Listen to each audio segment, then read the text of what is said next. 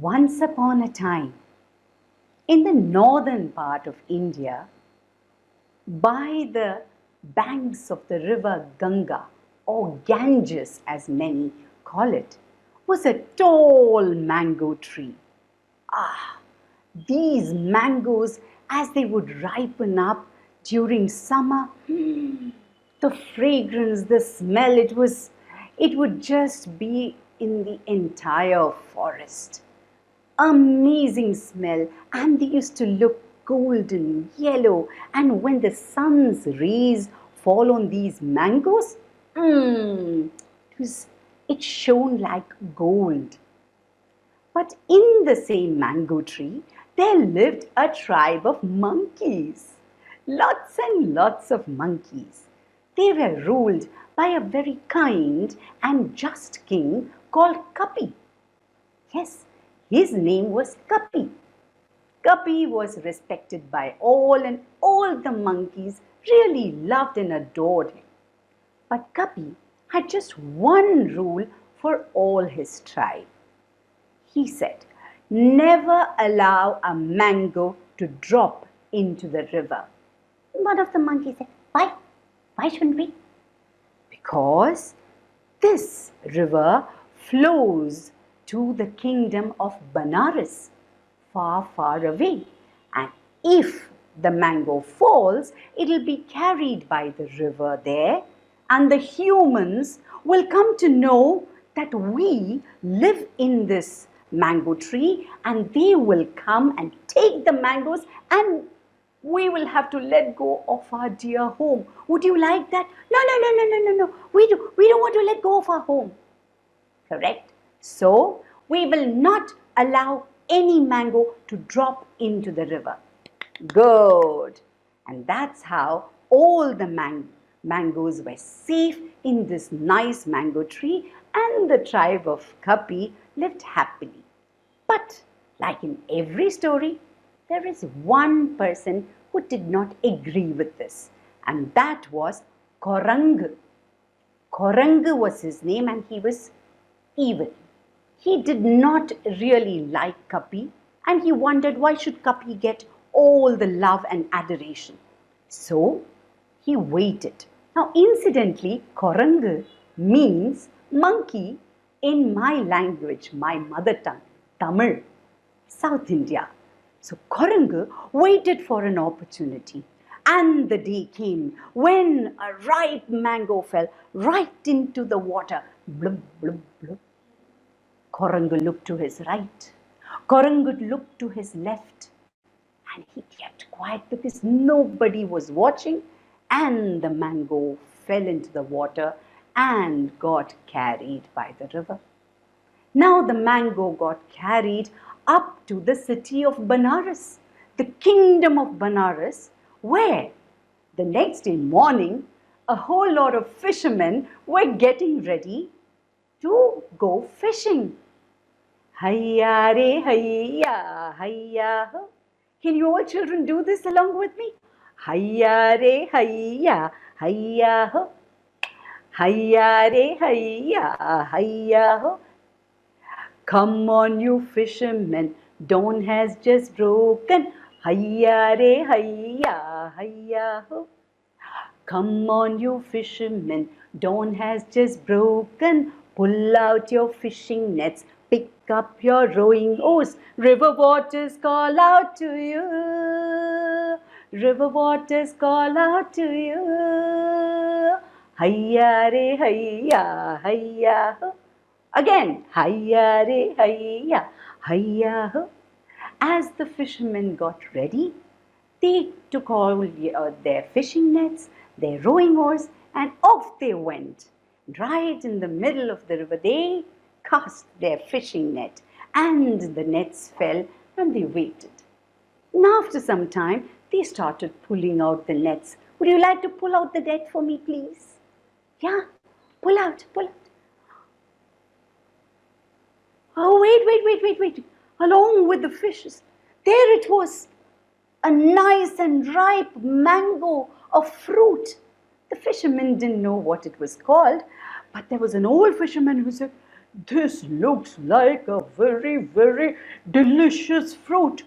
This should be given to the king.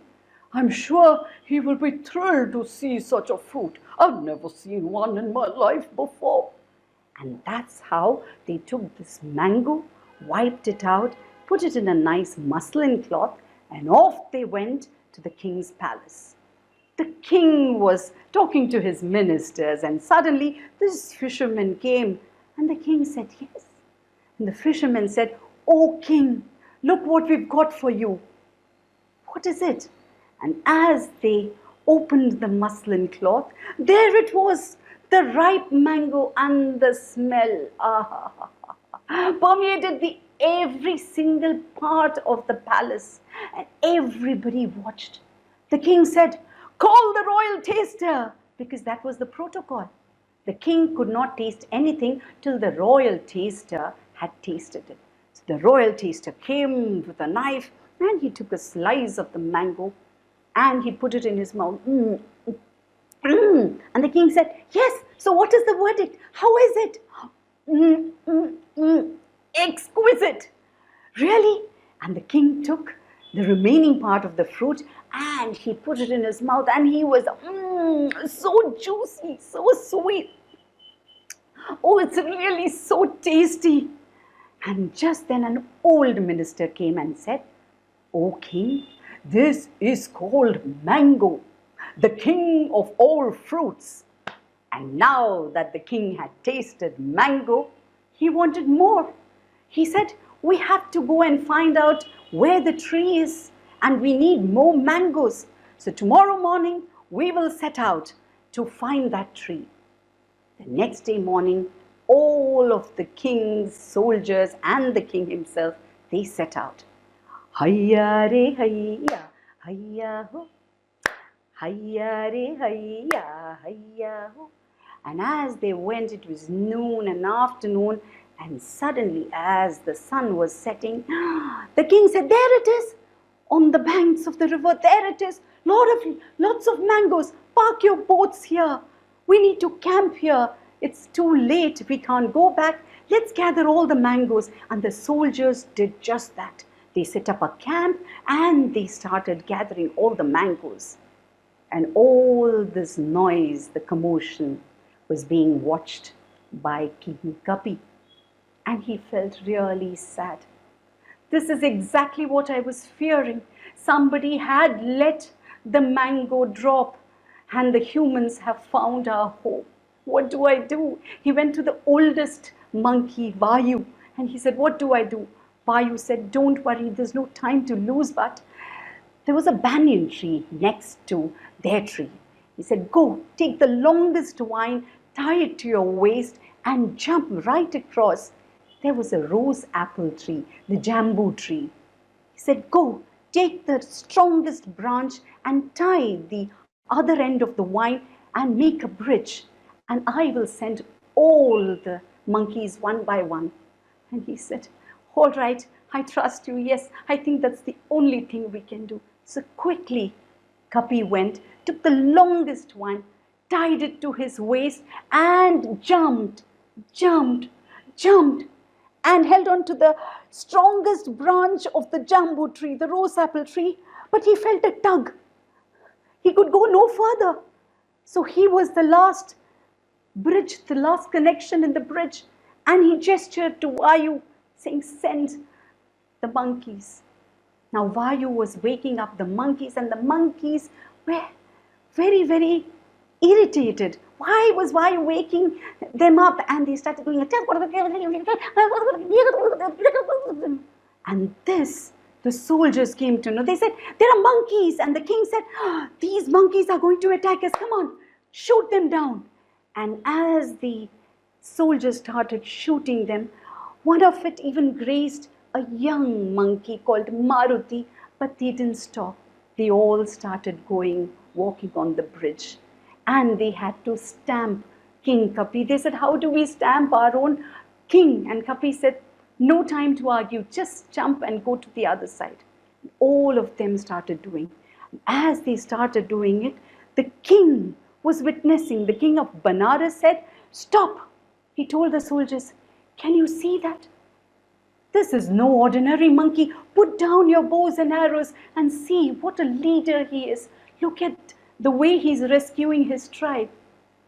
And then it was the time for Korang to stamp on Kapi to go to the other side. And what did Korang do? He stamped so hard that Kapi went right into the river. And everybody said, "Oh, King Kapi!"